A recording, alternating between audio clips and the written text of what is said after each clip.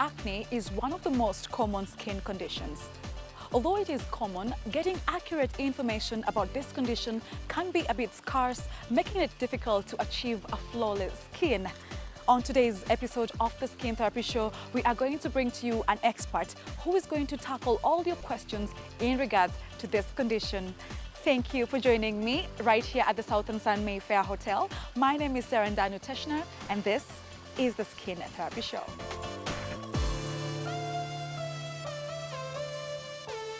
And once again, thank you so much for tuning in to the Skin Therapy Show. I'm your host, Serendanu Teshner, and joining me on set today is the ever so gorgeous Mrs. Hope Wanyika. Welcome to the show once again, Hope. Thank you so much. I'm not going to assume that people know you by now. Please just introduce yourself to us and tell us what you do and how long you've been doing this for. Well, my name is Hope Wanyika. I'm a skin care specialist, and I've been doing this for the last 5 years. Last 5 years? Yes. How fun is that? It is really interesting. It must be something that you're so passionate about. True. All right. And I'm sure you're going to tell us more as the show goes on. Hope, today we are going to discuss about acne. A lot of you guys have been sending us inboxes on our social media pages asking us to repeat a topic on acne. Your wish is our command. And today we are going to tackle this subject once more. Hope, take us through acne. What is acne, and who are people more prone to it? Well, acne is a serious problem that is affecting most people, and most people lack accurate information about the treatment and management of acne. Exactly. For one, acne is an inflammation on the skin that happens or that is caused by clogging of the skin pores, because under the skin we have oil glands that secrete what we call sebum, or oil that keeps our skin lubricated. So once this oil gets trapped in the pores of the skin, then an inflammation results, and there's an elevation on the skin, and now this results to a breakout.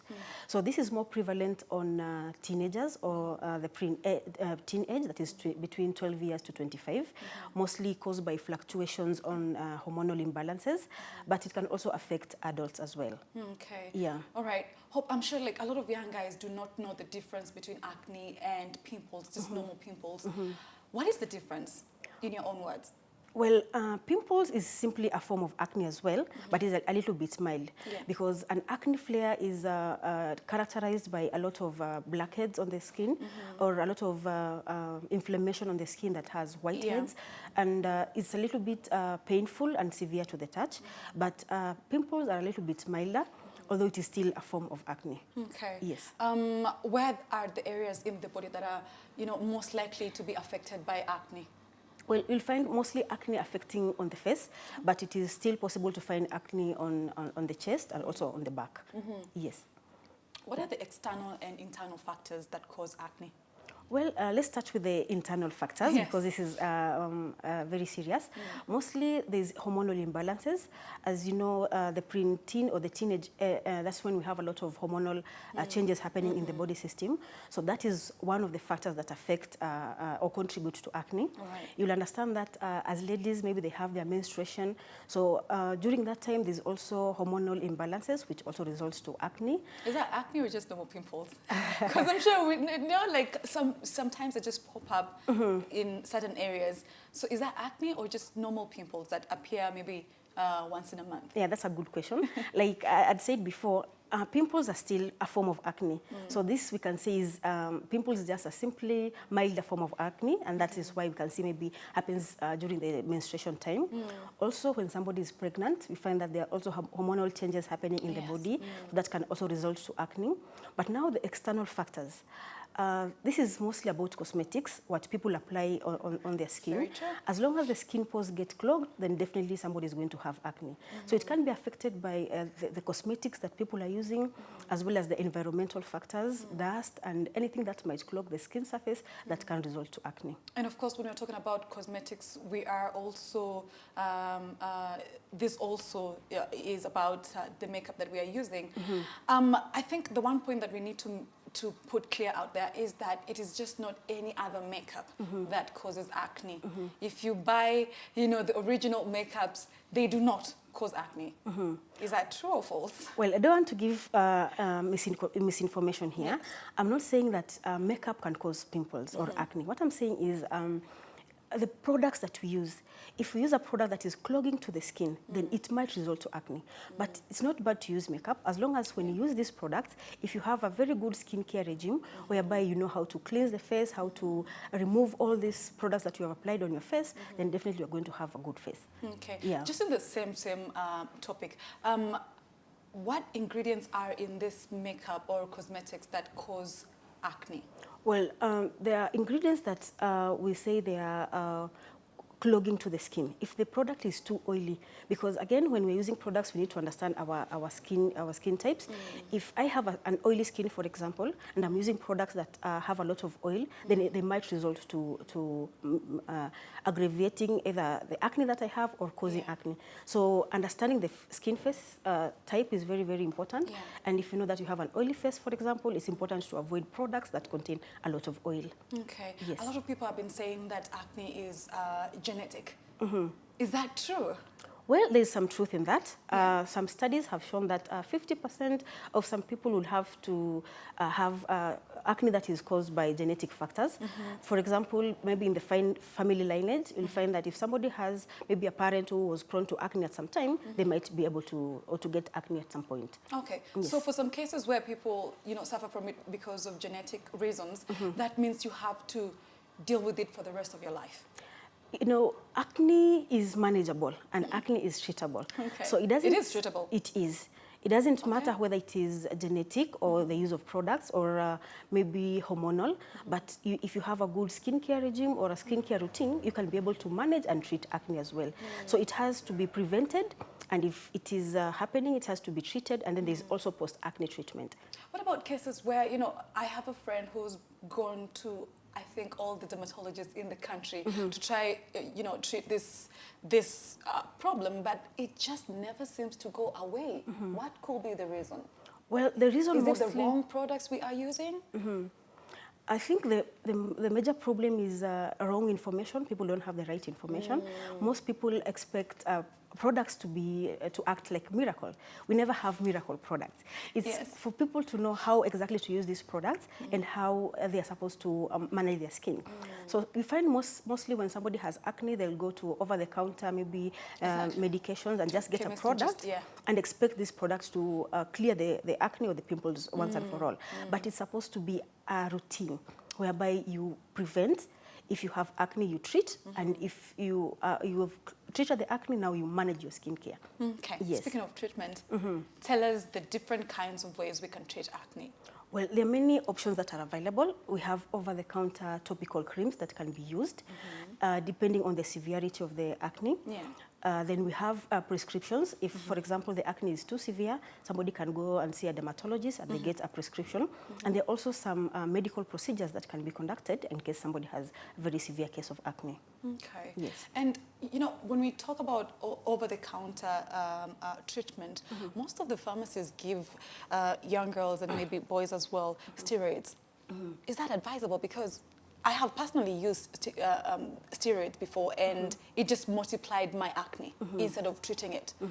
So again, when you talk about over-the-counter, do you first have to go to your dermatologist and advise you, this is what you're supposed to buy, this is what is good for your acne, this is what you should be using? Instead of just going to the pharmacy and saying, okay, look, I just want something to treat my acne. Well, mostly we find that if you have to use steroids, this has to be prescribed by either your dermatologist or a doctor. So it's not advisable just to get steroids over the counter because we all know, or if people didn't know, they have a very severe, serious effects on the skin. So when somebody is getting medication for acne, then it's good to avoid using steroids unless they have been prescribed by a dermatologist or a doctor. But there are very many options of over-the-counter medications that are available, which are good enough to treat acne. Okay. Yes. Hope, we are not in the same social class. So, of course, there are people who cannot afford, that 5,000 or 10,000 shillings or even 1,000 to go and buy medication. What about someone who cannot afford that? What home remedies can they use to clear the acne? Well, the home remedies, first of all, somebody needs to have, like we are saying, a skincare routine where you have to cleanse your face all the time, you have to tone it, and you have to maybe moisturize it. So when somebody is at home, you can use products that are good, that include vitamin C, for example. They're very, very good on the skin. Yeah. So just daily routine of cleansing your face, making sure that you don't sleep with makeup on, and making sure that you really moisturize your face is good enough to prevent acne from happening. Of course. Yes. And as well, it is very important to note that your diet plays a very big role when it comes to acne. Take a lot of water as well and exercise to keep your skin healthy and free from acne. And on that note, I will now take you to my co-host, Raisin, who's going to take us through a process of treating acne. Do not go too far.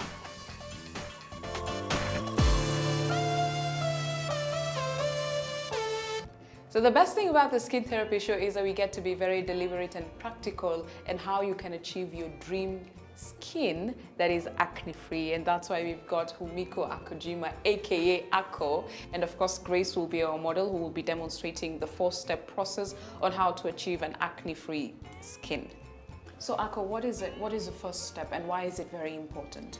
Yes, first of all, so the cleanse your face and maintain your face clean is very important, and also oil control is one of the key points to treat acne. Okay. Okay, let's start. Also, make sure your hand is clean. All right. Okay. To avoid further contamination, I suppose. Yes, All yes, right. that's so true. And then put the adequate amount of facial wash. Yes. And then lather it up is also very important because now you have the pimple, right? So it very sensitive. So if you use a bit hard soap, your skin be damaged. So okay, make sure lather it up and then make a soft foam. Okay, maybe you can add a little bit of water. Yes, like this soft wash. Yes, can put gently and massage it. Yes. It's very good. So only on areas that have been affected by acne Ensure the whole of your face is covered. Yes. Okay. So in circular motions, a lot of people say circular motions, so that that's true. And then especially which you have a lot of oil. It's actually depends on the person. Okay. Some people has a lot of oil around this T-zone. Oh yeah. And some people around this area. All right. So maybe at first important is to know your skin. That's true. All right. So is there any added benefit if you let the soft foam sit on the face for a little longer as compared to 20 seconds? No, actually you don't need to because this is not the mask. That this soft wash catch the excess oil, so you don't need to keep. Okay. So can we get to see Grace wash it off and then do the next step, which is a toner, right? Yes. All right.